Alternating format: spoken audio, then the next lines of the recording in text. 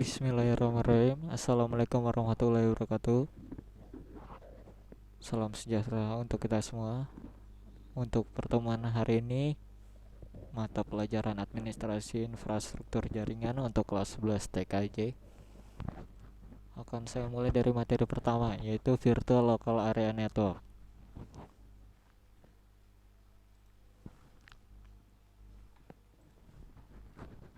Nah, kita harus tahu dulu tujuan dari pembelajaran materi ini apa.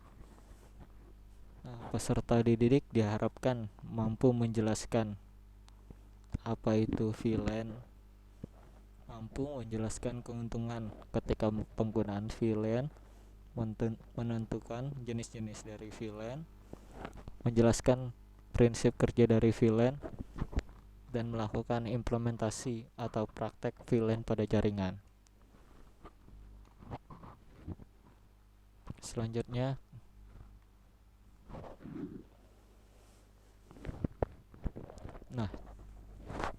untuk materi yang kita akan bahas, pertama definisi dari VLAN, keuntungan VLAN, jenis-jenis VLAN, prinsip kerja VLAN, dan implementasinya.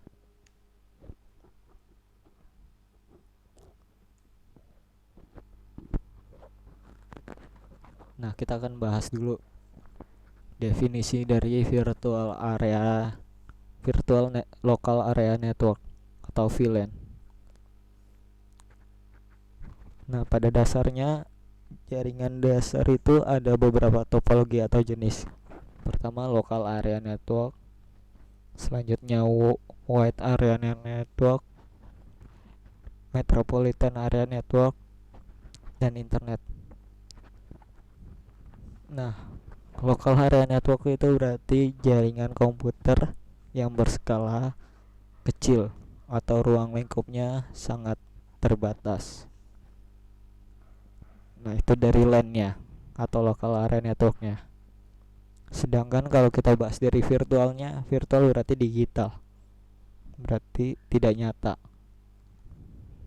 Nah, berarti Virtual Local Area Network itu sekelompok LAN atau lebih dari satu LAN yang tidak nyata. Tidak nyata dalam artian menggunakan satu perangkat LAN atau perangkat jaringan lokal yang dibuat beberapa jaringan LAN. Jadi analoginya kita awalnya kita hanya bisa membuat satu LAN pada satu paket perangkat. Nah, perangkat tersebut misalnya router, switch. Nah, kalau kita pakai cara biasa, kita hanya memiliki satu dari jaringan LAN-nya. Sedangkan kalau kita menggunakan virtual LAN, kita bisa mempunyai beberapa LAN atau konfigurasi lokal jaringan yang ada di dalam satu paket perangkat LAN tersebut. Nah, itu dibagi dalam beberapa segmen LAN yang berbeda. Jadi yang tadinya hanya mestinya mempunyai satu LAN, kita mempunyai banyak LAN.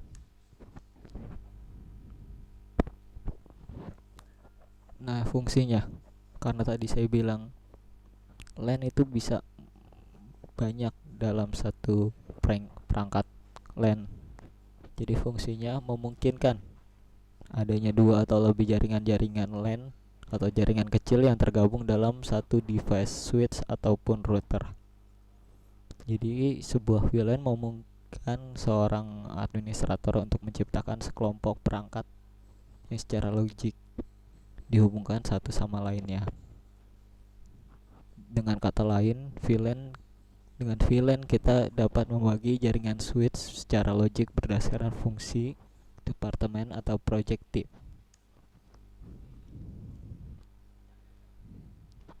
Nah, ini ada beberapa perangkat keuntungan security, keuntungan dari VLAN. Pertama kita bahas security. Nah, keuntungan pertama security artinya keamanan. Karena di dalam VLAN memiliki kita bisa membagi beberapa jaringan, satu jaringan itu bisa dibagi jadi beberapa. Itu akan memisahkan data yang sensitif atau data rahasia dengan data umum. Jadi user tidak bisa sembarangan mengakses data rahasia kita, karena kita bagi untuk jalur umum ataupun jalur khususnya. Selanjutnya, cost reduction. Kita ambil penekanannya cost, biaya. Kalau kita membuat satu LAN dengan satu paket itu mempunyai beberapa biayanya. Jadi kalau kita menambah LAN lagi tanpa menggunakan VLAN, berarti kita menambah lagi perangkat lagi. Nah, itu kan menambah biaya dari pembuatan jaringan tersebut. Sedangkan kalau kita menggunakan VLAN, kita bisa membuat beberapa perangkat, beberapa jaringan dalam satu perangkat tersebut. Jadi akan mengurangi biaya yang digunakan untuk membuat jaringan tersebut. Selanjutnya, high performance. Dengan membagi jaringan menjadi 2 layer, nah itu secara logik akan mengurangi traffic. Jadi kita analogikan, kalau misalnya jalan raya hanya menggunakan satu jalan raya untuk ke Bekasi, itu akan membuat kemacetan karena hanya satu jalur. Sedangkan kalau kita membuat beberapa jalur komunikasi atau jalur trafiknya, jalur lalu lintasnya, itu akan membagi beberapa komunikasi dengan beberapa jalur yang berbeda, akan meningkatkan performa komunikasi data dalam jaringan tersebut.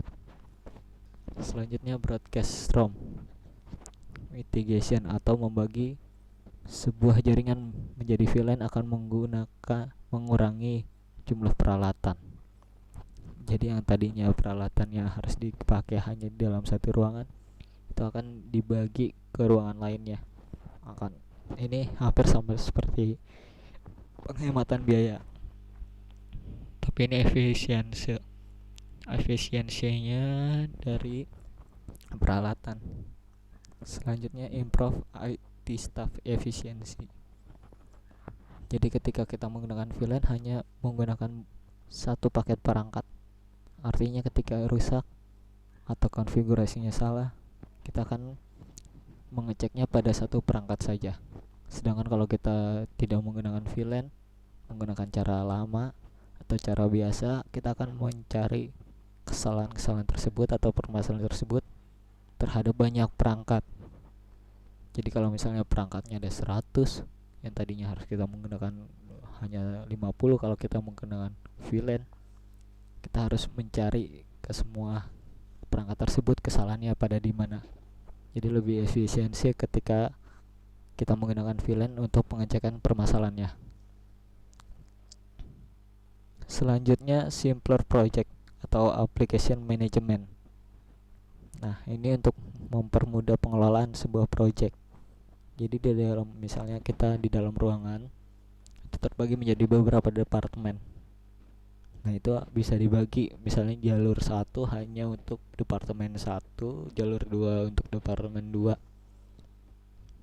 Jadi di dalam security-nya nanti kita bisa konfigurasi, misalnya jalur 1 hanya bisa mengakses A, sedangkan jalur B bisa mengakses A dan B. Itu bisa dalam menggunakan VLAN. Nah, ini beberapa jenis VLAN. Bisa menggunakan portnya atau MIC atau protokol, atau menggunakan IP address, atau kalau mau lebih keren menggunakan authentication. Nah, saya bahas garis besarnya aja.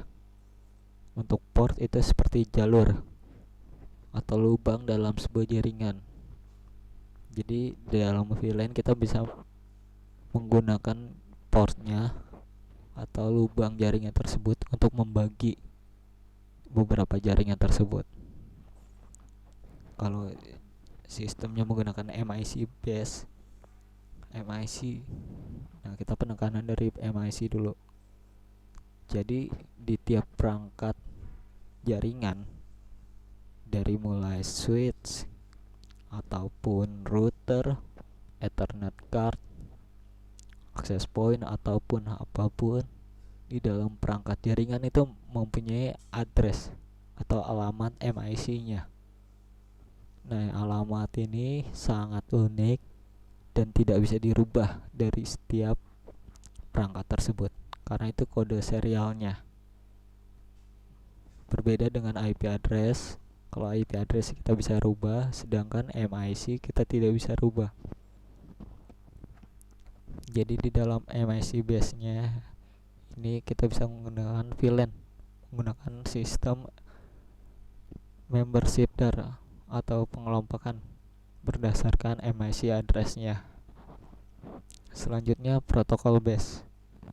Nah, karena VLAN bekerja pada layer 2 atau layer OSI tingkat 2, maka penggunaan protokol IP atau IP extended sebagai dasar VLAN dapat dilakukan. Protokol itu sebuah peraturan atau kesepakatan dasar yang dibakukan secara internasional dalam penggunaan jaringan komputer. Selanjutnya IP subnet address. Nah, karena VLAN selain bekerja pada layer 2, VLAN juga bisa bekerja dalam layer 3. Layar ini merupakan layar OSI.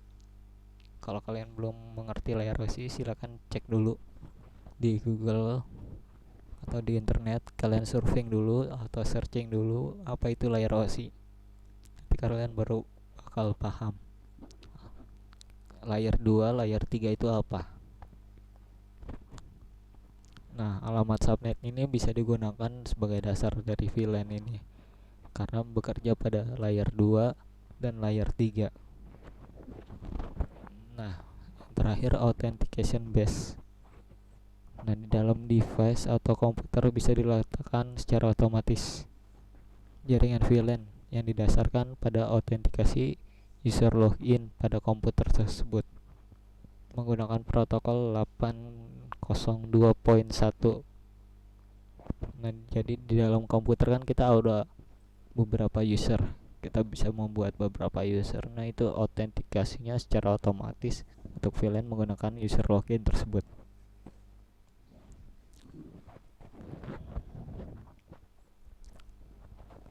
Nah, kita bahas selanjutnya VLAN ID. VLAN ID itu identitas dari sebuah VLAN. Nah, digunakan untuk menandai VLAN terkait. Jadi di dalam VLAN itu terdapat ada identitasnya. Jadi satu jaringan kita bisa membuat beberapa virtual LAN. Misalnya 5 virtual LAN dengan VLAN ID-nya VLAN 1, VLAN 2, VLAN 2, VLAN 3. Misalnya seperti itu.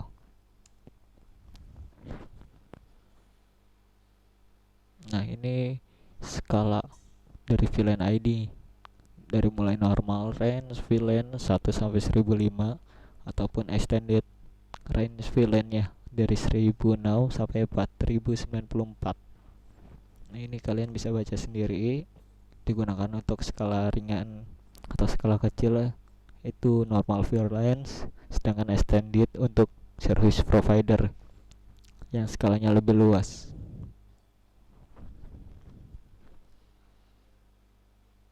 Nah, ini tipe koneksinya terang link, access link, hybrid link.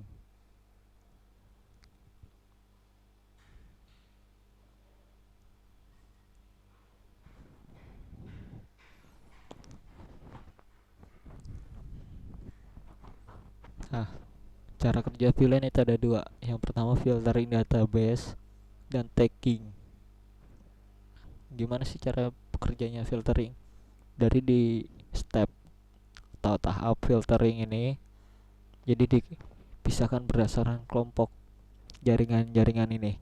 Dipisahkan dulu di dalam filtering database, dikelompokkan, baru masuk ke tagging. Dalam tagging ini akan diberi nama atau dimasukkan sesuai dengan VLAN ID tersebut. Seperti itu secara sederhana kerja dari VLAN tersebut.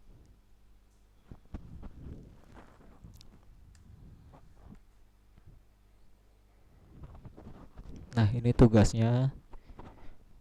kalian cari di Google atau kalian searching di internet contoh dari topologi VLAN. Nah, kalian gambar topologi VLAN tersebut di buku tulis ataupun kertas lembar dan difoto menggunakan timestamp kamera. Lalu foto tugas tersebut dikirimkan ke email saya ataupun ke WhatsApp saya yang ada di layar ini, ataupun nanti ketika sudah menggunakan web e-learning kalian akan upload di web e-learning tersebut. Jadi nanti sesuai dengan arahan dari WhatsApp saya, nanti bisa tanyakan langsung kan ke saya untuk pengiriman foto tugas tersebut. Intinya tugasnya membuat sebuah gambar dari topologi VLAN tersebut yang digambar dalam buku tulis atau kertas lembar. Mungkin itu aja tugasnya, kurang lebihnya saya mohon maaf. Saya Rio, wassalamualaikum warahmatullahi wabarakatuh.